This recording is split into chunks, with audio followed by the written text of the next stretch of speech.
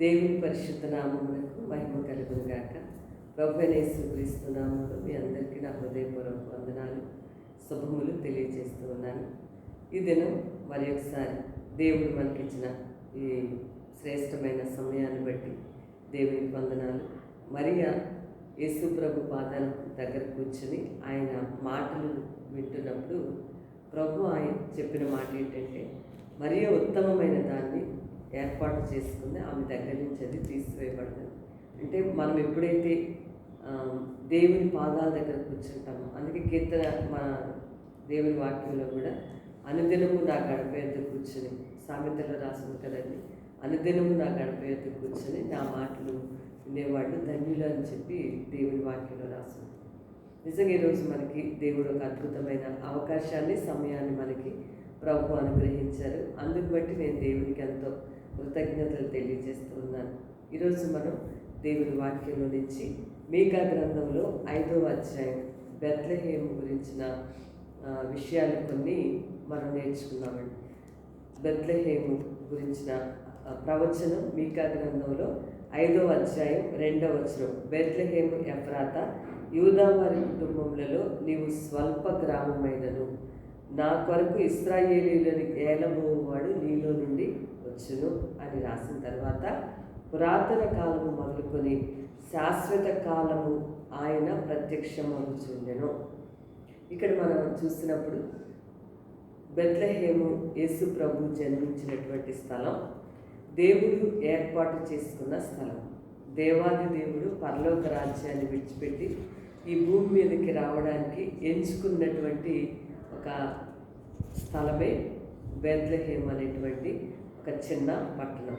ఇది యెరూషలేముకి దాదాపుగా ఒక 12 కిలోమీటర్ల దూరంలో ఉన్నటువంటి ఊరిది. ఇక్కడ మనం చూసినప్పుడు పాత నిబంధన గ్రంథంలో కొన్ని వేల సంవత్సరాలకు ముందే, అంటే యేసు ప్రభు జన్మించడానికి, ఆయన ఈ భూమి మీదకి రావడానికి కొన్ని వేల సంవత్సరాలకు ముందే ఈ ప్రవచనం చెప్పబడింది. ఇది మరి బెత్లెహేములో, గలిలయలో ఒక బెత్లెహేం అనేది ఉంది. మనం ఇప్పుడు చూస్తున్నది యోదయలో ఉన్నటువంటి బెత్లెహేం అనేటువంటి ప్రాంతం. యోదయలో ఉన్న బెత్లెహేంలో యేసు ప్రభు జన్మించారు. ఈ ప్రవచనం ప్రభుకి ముందుగానే మరి మీకా గ్రంథం మాత్రమే కాదు, యెషయా గ్రంథంలో కానీ ఆది కాండం నుంచి కూడా ప్రభు యొక్క జననం గురించి ప్రవచనాలు చెప్పబడ్డాయి. దాని నెరవేర్పు జరిగిన సందర్భంగా మరి ఇన్ని సంవత్సరాలు ప్రతి నెల డిసెంబర్ నెలలో మనం క్రిస్మస్ని, ప్రభు యొక్క పుట్టుకను జ్ఞాపకం చేసుకుంటూ మనం సెలబ్రేట్ చేసుకుంటూ ఉన్నాం. ఈరోజు బెత్లెహేములో ఉన్న ఆత్మీయమైన పాఠాలను కొన్ని మనం ధ్యానం చేద్దామండి. బెత్లెహేము అనే మాటకి రొట్టెల ఇల్లు అని అర్థం. అంటే జీవాహారము. యేసు ప్రభు జీవాహారమును నేనే అని చెప్పి ఆయన చెప్పారు. ఎందుకంటే మనుషుడు రొట్టె వలన మాత్రము జీవించలేడు, భూ సంబంధమైన ఆహారాన్ని బట్టి బ్రతకలేడు, కానీ దేవుని నోట నుండి వచ్చే మాటల వల్ల మానవుడు బ్రతకగలుగుతాడు. ఈరోజు ఇలాంటి సందేశాన్ని బట్టి, దేవుని మాటలను బట్టి మనం బ్రతుకుతాము ఈ లోకంలో అనే విషయాన్ని జ్ఞాపకం చేస్తూ రొట్టెల ఇల్లు అనే పేరు బెత్లెహేముకి ఉంది. ఇది యూదాలో ఉన్నటువంటి బెత్లెహేము, యోదయలో. యూదా అనే మాటకి స్తుతించుట అని అర్థం, మనకు తెలిసిన విషయమే. ఎఫ్రాతా అని ఉంది. దీన్ని బెత్లెహేము ఎఫ్రాతా అని పిలిచారు. ఫలభరితమైనది అంటే ఫ్రూట్ఫుల్గా ఉన్నటువంటి స్థలము అని చెప్పి మరి ఈ బెత్లెహేముకు ఉన్నటువంటి పేరుగా మనం చూస్తూ ఉంటాం. అది బెత్లెహేము ఎఫ్రాతా గురించి. కింద మీకా గ్రంథంలో ఏమని రాసిందంటే, పురాతన కాలము మొదలుకొని శాశ్వత కాలము ఆయన ప్రత్యక్షమవుచుండెను. ఇశ్రాయేలీయులు ఏలబోయేవాడు ఎఫ్రాతా బెత్లెహేములో జన్మిస్తాడని ఆయన గురించి ప్రవచిస్తూ, ఈయన ఇప్పుడు అంటే 2020 సంవత్సరాల క్రితం ఆయన జన్మించారు, అప్పుడే ఆయన పుట్టారు అని అంటే అప్పటి నుంచి ఉన్న దేవుడు అని అర్థం అని కాదు, కానీ ఎంత స్పష్టంగా రాసిందండి.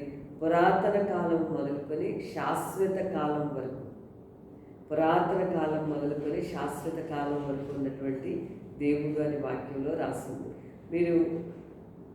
మనం గనక దేవుని వాక్యంలో కీర్తనలో 90వ కీర్తనలో చూసినట్లయితే, పర్వతములు పుట్టక మునుపు, భూమిని నీవు పుట్టింపక మునుపు యుగయుగములు నీవే దేవుడవు అని రాస్తుంది. యేసుప్రభు అంటే మధ్యలో వచ్చిన దేవుడు కాదు, లేకపోతే ఎక్కడి నుంచో వచ్చిన దేవుడు కూడా కాదు.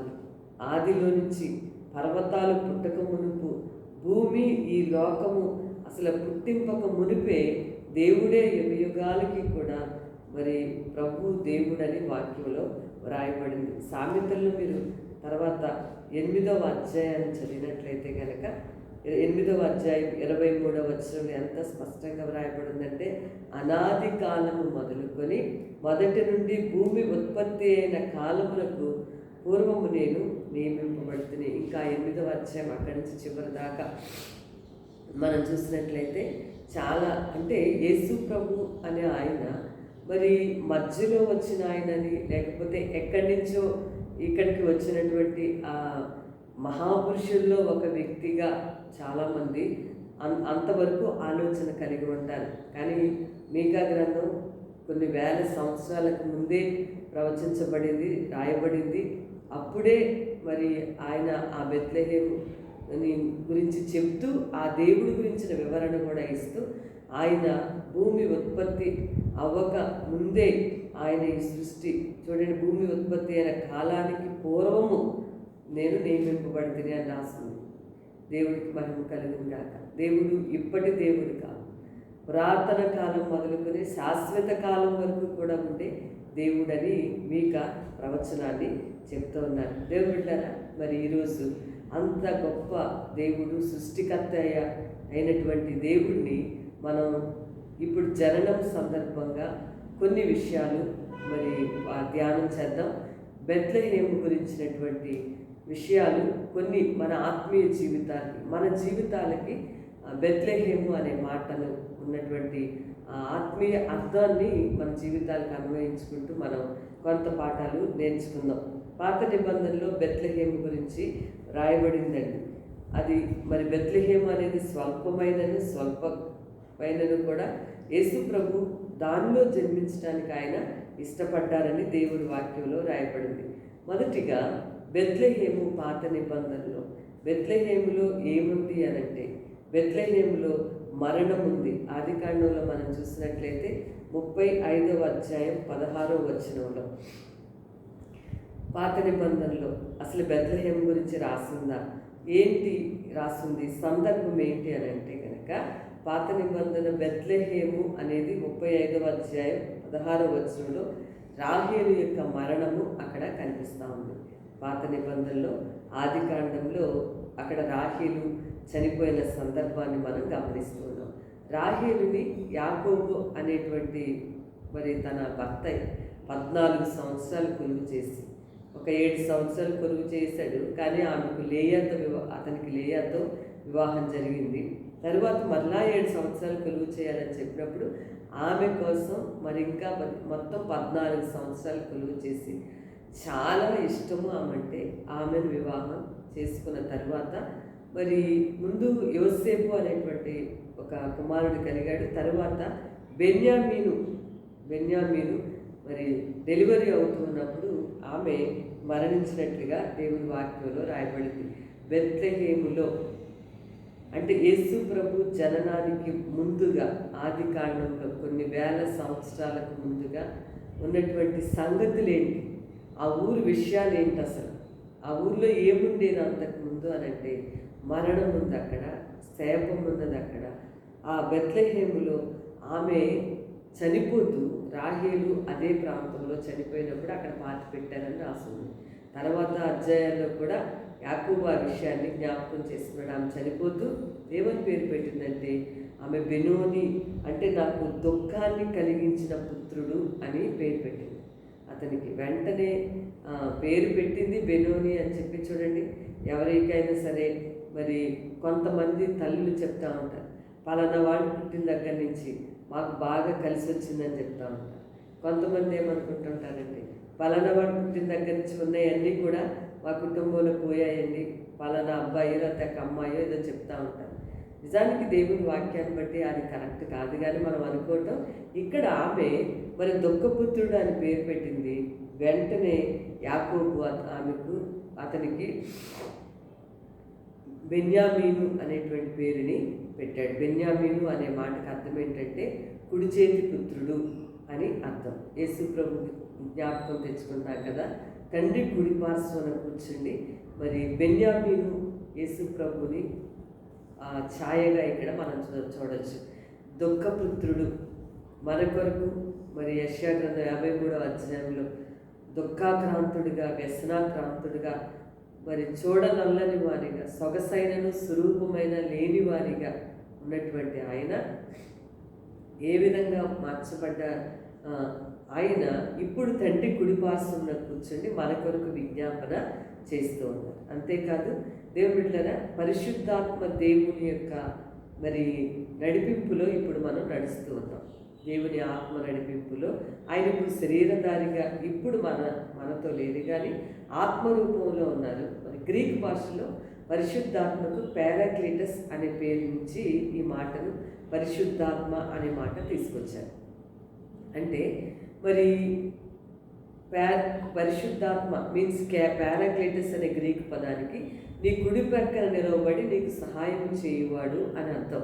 ఆ మాటకి ఒక దుఃఖపుత్రుడు ఆదరణ పుత్రుడుగాను, కుడి ప్రక్కన ఉండి విజ్ఞాపన చేసే పుత్రుడుగాను, అంతేకాదు ఇప్పుడు పరిశుద్ధాత్మ దేవుడు మన కుడి ప్రక్కన నిలవబడి మనకు సహాయం చేసే దేవుడుగా, ఆత్మరూపిగా ఆయన మధ్యలో ఇప్పుడు ఆయన మన మధ్యలో సంచారం చేస్తూ ఉన్నారు.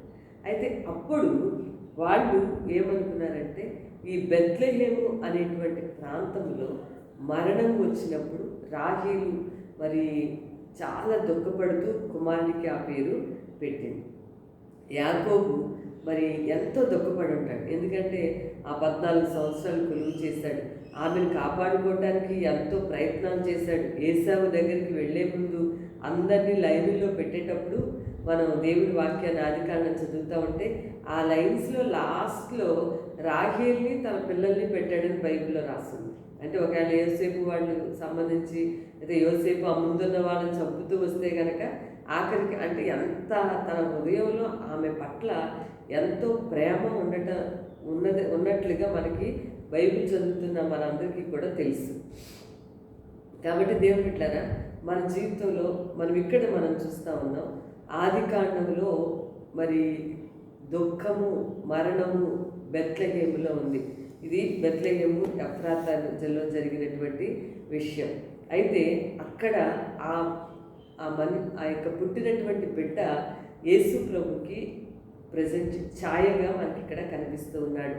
అయితే మరి అక్కడ ప్రభు జన్మించటం, అక్కడ బెన్యామీను జన్మించినప్పుడు కుడి చేతి పుత్రుడిగా, ఆదరణ పుత్రుడిగా పేరు మార్చబడినట్లుగా ఈరోజు క్రీస్తు ప్రభు మన హృదయంలో కనుక జన్మించినట్లయితే ఆయన మన పక్షంగా, మన కొరకు ఆలోచించే ఆయనగా, మన కొరకు ప్రార్థించే ఆయనగా, మన కొరకు విజ్ఞాపన చేసే ఆయనగా, అంత మాత్రమే కాదు కానీ మన కుడి ప్రక్కన నిలవబడి మనకు సహాయం చేసే దేవుడిగా ఆయనను మనం ఈరోజు జ్ఞాపకం చేసుకుని మనం ఎంతో ఆరాధనలో కృతజ్ఞత ఆయనకు ఈ క్రిస్మస్ సందర్భంగా తెలియచేయాలి. నా గురించి ఆలోచించేవాళ్ళు లేరు, లేకపోతే నాకు సహాయం చేసేవాళ్ళు లేరు, లేకపోతే నాకు మరి ఏ విధంగానూ కూడా నాకు అండ అనేది లేదు అని చెప్పి మనం చాలాసార్లు బాధపడుకుంటాం.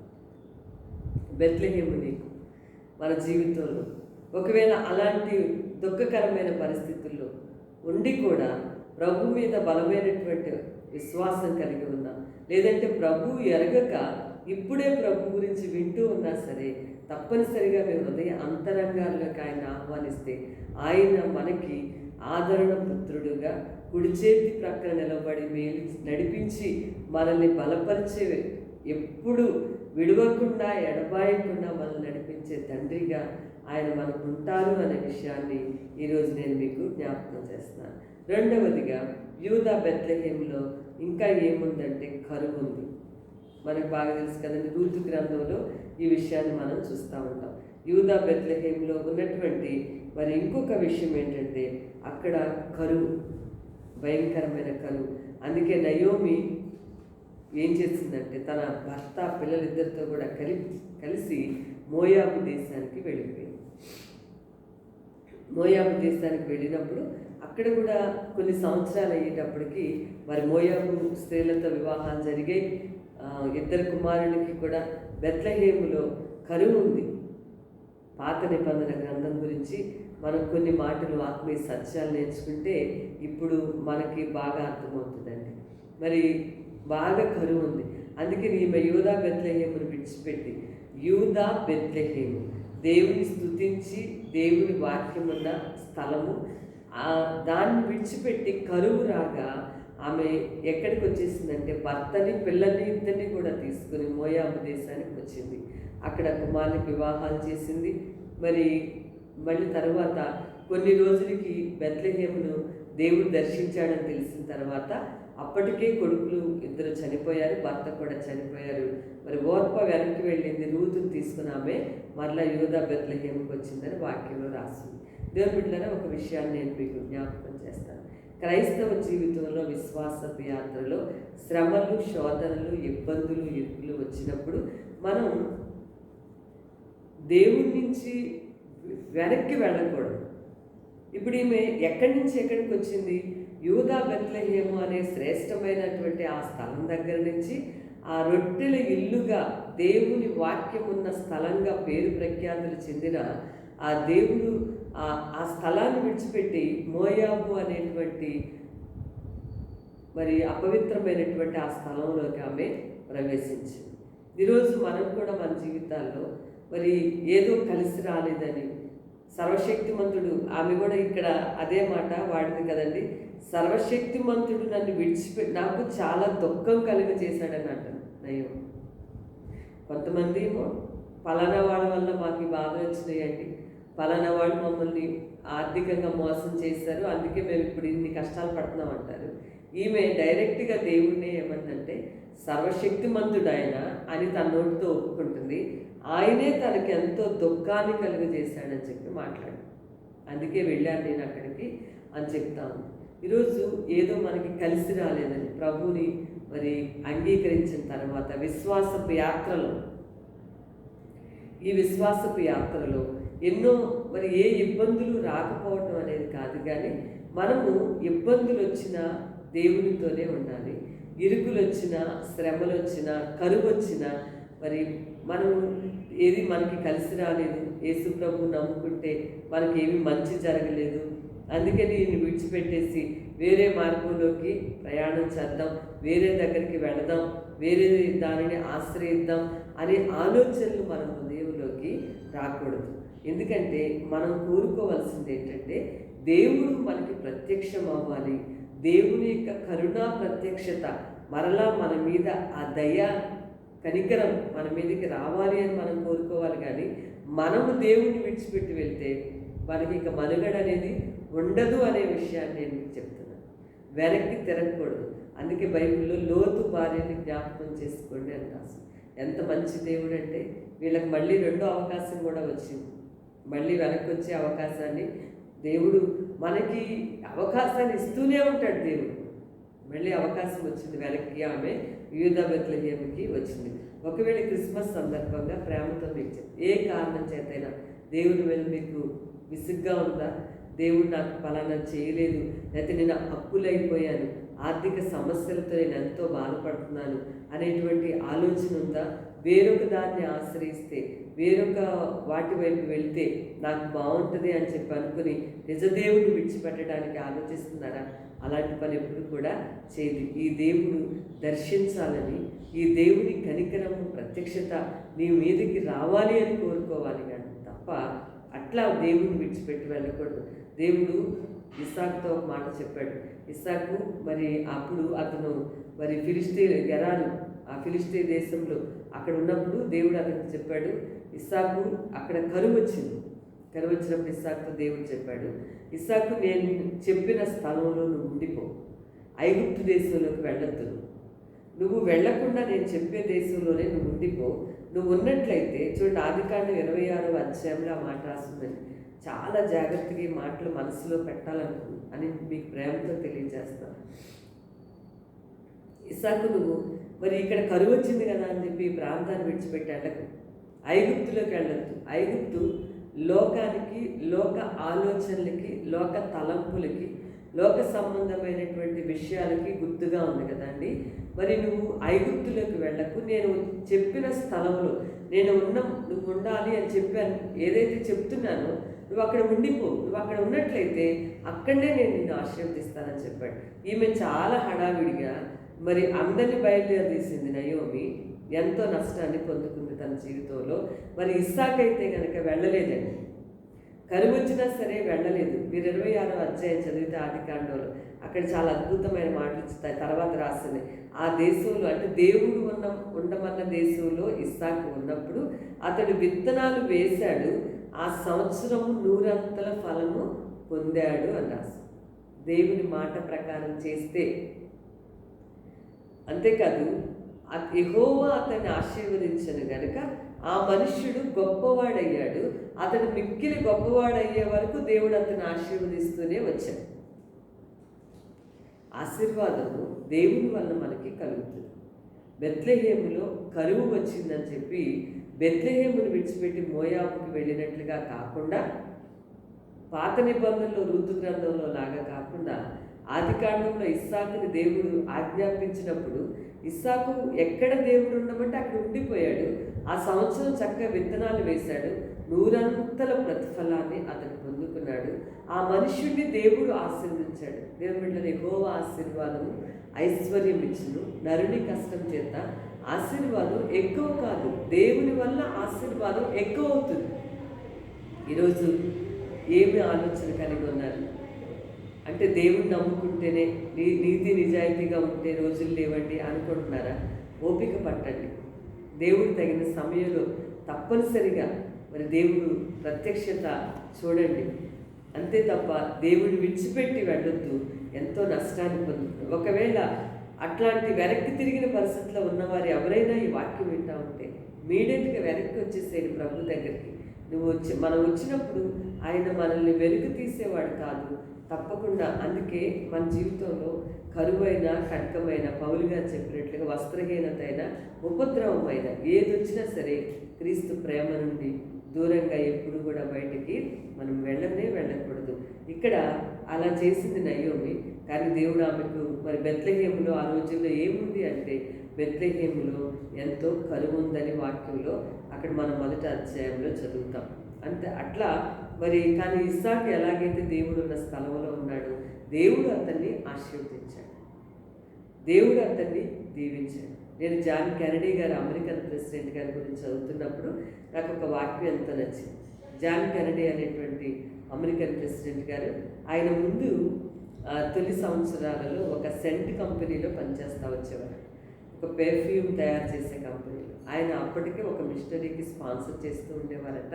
అయితే మరి ఆయన ప్రతిరోజు ఉదయం వెళ్ళి సాయంత్రం డ్యూటీ నుంచి వచ్చేటప్పుడు ఆ దారిని నడుచుకుంటూ వచ్చినప్పుడు ఆ చుట్టుప్రక్కల ఉన్న ప్రజలు అనుకునేవారట, ఆ కెనడీ వెళ్తున్నాడు ఇప్పుడు అనుకునేవారట. ఎందుకనంటే ఆ దేహంలో ఆ పెర్ఫ్యూమ్ కంపెనీలో పనిచేసిన వాసన అంతా కూడా ఆ పక్కన వస్తూ ఉంటే ఇంత సమయం అయింది, కెనడీ ఇప్పుడు వెళ్తున్నాడు అనుకునేవారు. అంటే మనం చేసే క్రియలు, మన యొక్క సత్క్రియలు దేవునికి మహిమకరంగా కనిపించాలి ప్రజలకి. అంతే తప్ప మనం ప్రతిదానికి వెనక్కి వెళ్ళిపోవడం, దేవుడిని విడిచిపెట్టడం, విశ్వాసంలో బలహీనపడటం, అల్ప విశ్వాసులుగా ఉండటం, అలాంటివి మనం కలిగి ఉండకూడదు. బెత్లెహేములో ఇక్కడ కరువు ఉన్నట్లుగా మొత్తానికి దేవుడు మనల్ని అవకాశం ఇచ్చాడు. దైవ ప్రత్యక్షత వచ్చింది, దేవుడు అక్కడ సమృద్ధిని కలుగచేశాడు. అది పాత నిబంధనలో బెత్లెహేములో ఇంకా ఏముందంటే, వాళ్ళు ప్రవక్తల్ని సంతోషంతో స్వీకరించేవారు కాదు. బెత్లెహేము ప్రాంతంలో చూడండి, మొదటి సమూయేలు రాసిన 1వ గ్రంథంలో అక్కడ సమూయేలు ఆ ఊరు వస్తున్నప్పుడు ప్రజలు ఏమడిగారండి? వేరే ట్రాన్స్లేషన్లో ఎంత బాగా రాసిందంటే, ప్రజలు వణికిపోతూ సమూయేలు అడిగారట, ఏమని? సమాధానంగా వస్తున్నావా అని.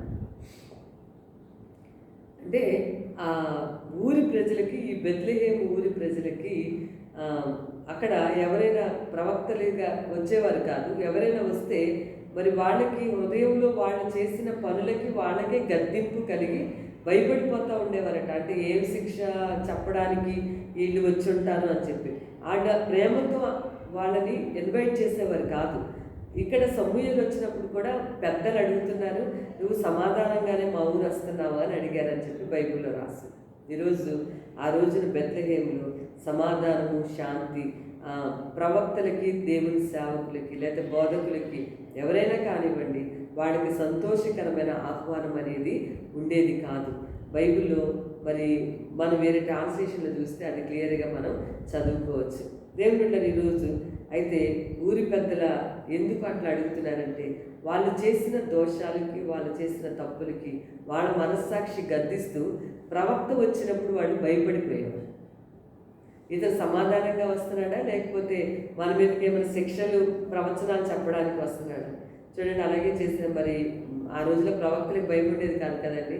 దావీదు దగ్గరికి వచ్చి నాతాను ఎంత ధైర్యంగా మాట్లాడాడండి. ఆ మనుషుడు నువ్వేనని చెప్పాడు ప్రవక్త. ఆ మాటలన్నీ చెప్పి లాస్ట్కి ఆ మనుషుడు నువ్వే ఇలాంటి పని చేసావు, ఇజ్రాయేల్ దేశం రాజు అని చెప్పాడు. వాళ్ళంతా మరి బలమైన అభిషేకం చేత ఆ రోజుల్లో ప్రవక్తలు ఉండేవారు. సమూయేలు కూడా అద్భుతమైనటువంటి ప్రవక్త. అతను వచ్చినప్పుడు కూడా వీళ్ళకి సంతోషం లేదు హృదయంలో. ఎందుకంటే వాళ్ళ క్రియలు మంచివైతే కనుక వాళ్ళ హృదయంలో సంతోషంగా ఆహ్వానిస్తారు. క్రియలు సరిగ్గా లేనప్పుడు వాళ్ళ హృదయంలో భయపడిపోతారు, వణికిపోతూ ఉంటారు. అయితే అక్కడ మరి మళ్ళీ ఇది కూడా బెత్లెహేములో జరిగింది. దేవుడు మరి అక్కడికి వాళ్ళకైతే సంతోషం లేదు, కానీ దేవుడి యొక్క ప్రణాళిక, దేవుని యొక్క ఏర్పాటు ప్రకారం దేవుని బిడ్డలారా స్వల్ప గ్రామమైనటువంటి ఆ యొక్క ఊరిలో నుంచి దేవుడు దావీదుకి ఇశ్రాయేలు దేశపు 2వ రాజుగా అభిషేకాన్ని చేశాడని మనందరికీ కూడా తెలుసు. అక్కడ అభిషేకం ఇవ్వబడింది. దేవుడు అద్భుతంగా యెషయా కుమారుల్లో ఇలా మరి ఎంతో గొప్ప కార్యము అక్కడ దేవుడు చేశాడు. ఇంకా ఇలా దైవ ప్రత్యక్షతలు దేవుని బిడ్డల సృష్టి ఆరంభంలో మరి దేవుడు ఎంతో చక్కగా మానవులతో, ఆదాముతో, అవ్వతో సహవాసంలో ఉంటూ ఉండగా పాపము మరి సర్పము ద్వారా పాపము చెప్పిన మాట వినకపోవటం చేత, ఆజ్ఞ అతిక్రమించడం చేత పాపం వచ్చింది. పాపం నుంచి మరణం వచ్చింది. అందువల్ల వీళ్ళు అక్కడి నుంచి ఇక దేవుడు ఈ పాపం నుంచి, ఆజ్ఞలు అతిక్రమించే విషయం నుంచి బయటికి మానవులు తీసుకురావడానికి ఇంకా దేవుడు ఎన్నో ప్రయత్నాలు చేస్తూ వచ్చాడు. ఇప్పుడు చెప్పిందంతా కూడా ఓల్డ్ టెస్టిమెంట్లో ఉన్నటువంటి విషయం. ఆది కాండం నుంచి కూడా సృష్టికర్త అయిన దేవుడు మనుషునిగా ఈ భూమి మీదకి వస్తారనే ప్రవచనాలు చెప్పబడ్డాయి. అయితే దేవుడు చాలా ప్రయత్నాలు చేస్తూ వచ్చారు. ఎంతోమంది యాజకులను ఏర్పాటు చేస్తారు, ప్రవక్తలను ఏర్పాటు చేస్తారు. మరి యెషయా కానీ, మరి మీకా కానీ ఎన్నో ప్రవచనాలు చెప్పారు. ఇర్మియా కానీ దేవుడు యేసు ప్రభు జననం గురించిన ప్రవచనాలు ఎన్నో వచ్చాయి. ఎంతో సరిచేయడానికి. చూడండి, ఎగ్జాంపుల్కి ఒక మాట చెప్తాను. ఇప్పుడు పిల్లలు తప్పు చేశారనుకోండి, మనం గట్టిగా చెప్తాము. ఇంకా మళ్ళీ చేశారనుకోండి, ఇంకా పెద్ద పెద్ద పొరపాట్లలో పడుతున్నప్పుడు చాలా గట్టిగా వాళ్ళని మనం మందలిస్తూ ఉంటాం. కానీ దేవుడు ఎంత అంటే దేవుడి ప్రేమ ఎంత అద్భుతమైనదంటే, దేవుడు యాజకుల్ని పంపించారు, ఆజ్ఞలు ఇచ్చారు. ఆయన యాజకుల్ని పంపించారు, ప్రవక్తల్ని పంపించారు. ఎంతోమంది ప్రవచించారు వస్తారు, మరి సృష్టికర్త అయిన దేవుడే వస్తారని. మన యొక్క అతిక్రమాలు ఆ రోజుల్లో కూడా ఈ దోషాలు అన్నీ పోవడానికి, అతిక్రమాలకి మరి యాగాలు, బలులు, అర్పణలు వాళ్ళు చేసేవారు. మరలా పాపాల్లో పడుతూ ఉండేవారు. మన హెబ్రేయులకు రాసిన పత్రికలు చదివితే క్లియర్గా ఈ విషయాలన్నీ అర్థమవుతాయి. ఇంకా దేవుడు మానవునికి దేవునికి మధ్యలో చాలా గ్యాప్ వచ్చింది. అది 400 సంవత్సరాల కాలము ఏ ప్రత్యక్షతలు కూడా దేవుడు ఇవ్వలేదు. అది మన మత్తయి సువార్తలో మనం చూస్తాం. ఆ వైట్ పేపర్కి, పాత నిబంధనకి కొత్త, ఎందుకంటే దేవుడు ఎంతో ప్రయత్నించి చూశారు, ఎంతోమందిని పంపించాడు. దేవుడు ఎన్నో విధాలుగా మానవులు మారాలని, మార్పు చెందాలని పరిశుద్ధుడైనటువంటి దేవుడు ప్రయత్నం చేశాడు. కానీ ఇంకా లాభం లేదని 400 సంవత్సరాలు దేవుని ప్రత్యక్షత లేదు. అయితే ప్రజలు ఎదురు చూస్తూ ఉన్న కాలము ఇప్పుడు యేసు ప్రభు యొక్క జననం కాలం. ఆ రోజుల్లో దేవుని యొక్క మరి వచ్చి ప్రవక్తలు చెప్పడం, మరి ప్రవచనాలు చెప్పడం, ఎంతో ఆత్మీయ నైతిక విలువలు దిగజారినటువంటి సమాజం అప్పుడు. మధ్యలో 400 సంవత్సరాలు ఈ తెల్ల పేపర్కి ఉన్నటువంటి పీరియడ్ అనమాట. దైవ ప్రత్యక్షత జరగలేదు. కానీ ప్రజలు దైవభక్తులు కలిగిన వారు ఎదురు చూస్తూ ఉన్నారు.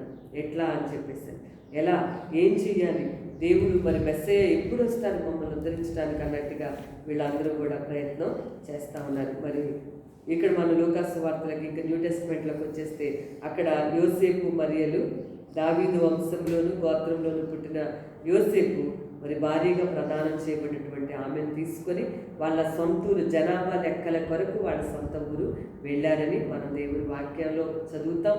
అక్కడ స్థలము లేకపోవటం చేత అని బైబిల్లో రాస్తుంది. అక్కడికి వెళ్ళినప్పుడు అతనికి కూడా ఎన్నో జ్ఞాపకాలు వచ్చి ఉంటాయి కదా. యాకోబు భార్య చనిపోయిన వాళ్ళ పితరులైన మరి రాహేలు చనిపోయిన సందర్భం, బెత్లెహేం అనేది యోసేపు యొక్క సొంత గ్రామము, జనాభా లెక్కల నిమిత్తమై దైవుని యొక్క వాగ్దానం ప్రవచన నెరవేర్పు నిమిత్తమై ఆయన బెత్లెహేముకి ప్రయాణమై వెళ్ళారు. అక్కడ సత్రంలో స్థలం లేకపోవటం చేత పశువుల తొట్టిలో అక్కడ ఆమె మరి ఆయన పడుకోబెట్టినట్టుగా లూకాసు వార్త 2వ అధ్యాయంలో అక్కడ కూడా అతనికి ఎన్నో జ్ఞాపకాలు వచ్చుంటాయండి. ఎన్నో మరి మరణం, ఆ రోజున రాహేలు యొక్క మరణం చూశాడు, అతను తెలుసుకుని ఉంటాడు. ఈయన చూడడం అంటే ఆత్మీయంగా ఆ విషయాలన్నీ కూడా అతను మరి వాడి పితరుల సంగతులు తెలుసు. ఆ జ్ఞాపకాలన్నీ కూడా అతని హృదయంలో బెత్లెహేం గురించి ఒక్కొక్క విషయం అతని హృదయంలోకి వచ్చింది. ఒకవేళ నాకు కూడా అలాగే, మాకు అలాగే జరుగుతుందా అనేటువంటి ఆలోచన తలంపులతో బెత్లెహేంలో అడుగుపెట్టి అక్కడ ఖాళీ లేదు, దేవుని బిడ్డలారా సత్రంలో స్థలం లేదంటే ఈరోజు మన జీవితాల్లో కూడా చాలాసార్లు ప్రభువుకి మనం స్థలం ఇవ్వం, దేవుని మాటలకి సమయం ఇవ్వం, అవకాశం ఇవ్వం. దాని ద్వారా ఎంతో నష్టాన్ని పొందుకుంటాం. మొత్తానికి యేసు ప్రభు యొక్క జననం జరిగింది. ఇప్పుడు పుట్టిన ఆయన ఎవరికో జరిగినట్లుగా ఒకవేళ జరుగుతుందేమోనని యోసేపు ఒకవేళ బాధపడ్డాడేమో, కానీ ఈరోజు ఎవరికో జరిగినట్లుగా మనకు జరగదు. ఎవరైతే సత్రంలో స్థలం లేనట్టుగా ఒకవేళ ఎవరైనా దేవునికి అవకాశం ఇవ్వకుండా ఉన్నట్లయితే యేసు ప్రభు మరి మీ హృదయంలో, దేవా నా హృదయంలోకి రండి అని చెప్పి ఆయన విశ్వసించి మీరు అడిగితే ఆయన తప్పకుండా జక్కయ్య త్వరగా దిగి సంతోషంతో చేర్చుకున్నప్పుడు అతని ఇంటికి రక్షణ వచ్చింది. అది అతని జక్కయ్యకి క్రిస్మస్ అయ్యింది.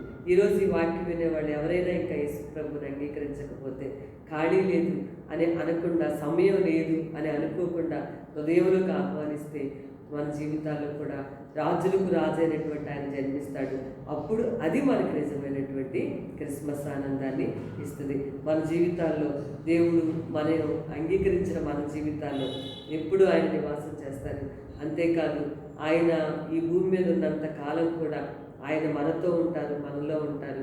మన గృహాలలో అందరూ రక్షించబడ్డారో లేదో అందరూ కూడా ప్రభుకి స్థలం ఇచ్చే వారంగా మనం ఉండాలి. మన గృహాల్లో ఉండాలి, మరి మన యొక్క హృదయ అంతరంగంలో కూడా యేసు ప్రభు ఉండాలి. కేవలం మామూలుగా పేరుకి క్రైస్తవుల్లాగా కాకుండా, లేకపోతే కట్టడలు, పద్ధతులు, సంఘ విషయాలను బట్టి అంటే సమాజపరంగా క్రిస్మస్గా కాకుండా హృదయ అంతరంగంలో యేసు ప్రభుని నీ సొంత రక్షకునిగా నీవు అంగీకరిస్తే అది నీకు ప్రతిరోజు ఒక క్రిస్మస్, సంతోషం, సమాధానాన్ని పొందుకోగలుగుతారు. కాబట్టి దేవుని బిడ్డలారా, ఈ లోకంలో మాత్రం కోసమే మనం భక్తి చేయడం కాదు, ఈ లోకంలో ఉన్నంతకాలం ఆయన మనల్ని విడిచిపెట్టకుండా, నేను చెప్పాను కదా, ఆదరణ పుత్రుడిగా కుడి చేతి ప్రక్కన ఉండి దేవుడు మన పక్షంగా ఆయన విజ్ఞాపన చేస్తూ ఉన్నాడు. అంతేకాదు మన కుడి ప్రక్కన నిలబడి పరిశుద్ధాత్మ దేవుడు మనకు సహాయం చేసి పారాక్లీటస్ అనే పరిశుద్ధాత్మ అనే మాట ఆయన ఇప్పుడు మనల్ని నడిపిస్తూ ఉంటాడు. ఎప్పటికీ ఆయన నడిపిస్తారు. ఈ లోకంలో ఉన్నంతకాలం మనకు తోడుగా ఇమ్మానుయేలు అనే ఒక చక్కటి పేరు ఆయనకుంది. ఆయన మనకు తోడుగా ఉంటారు. నిన్ను ఎవరు విడిచిపెట్టినా, ఎవరు కాదన్నా ఆయన మాత్రం నేను ఉన్నవాడును, అనువాడును అని చెప్పారు. ఆయన పేరే అది. ఇమ్మానుయేలు అంటే దేవుడు మనకు తోడని అర్థము. నీకెప్పుడు కూడా ఆయన తోడుకుంటారు. అంతేకాదు మనం ఈ లోకాన్ని విడిచిపెడితే దేవుని రాజ్యానికి చేరుతాం. నిత్య జీవము మనకుంది. ఒకవేళ ఆయన రాకడే కనుక వస్తే ఎత్తబడే గుంపులో మనం ఉండేందుకు ఈ లోకంలోనే మనం మంచిగా సిద్ధపడతాం. ఈ క్రిస్మస్లో యేసు ప్రభు యొక్క మరి మన జీవితాల్లో అంగీకరించని వారు ఇంకా ఎవరైనా ఈ వాక్యం వింటే ప్రభుని స్వంత రక్షకునిగా అంగీకరించిన వారు మనం నమ్మిన దేవుడు రాజులకు రాజు, ప్రభులకు ప్రభు, సృష్టికర్త, ఆది సంభూతుడని నిండు మనసుతో ఈ క్రిస్మస్ దినాలలో కూడా మరి నిండు మనసుతో ఆరాధన చేద్దాం. ప్రతిరోజు అదే సంతోషంతో క్రిస్మస్ ఆరాధనగా మన జీవితాలు ఉండాలని నేను కోరుకుంటున్న మాటలు ముగిస్తూ ఉన్నాను. దేవుడి మాటలు దీవించునుగాక. మహాపరిశుద్ధుడు అయిన తండ్రి, మీకు వందనాలు, స్తోత్రాలు. ఈ మాటలు మా జీవితాల్లో ఫలింపచేసి మహిమ తెచ్చుకోమని యేసయ్య పరిశుద్ధ నామములో వేడుకొచ్చున్నాం తండ్రి. ఆమేన్. God bless you.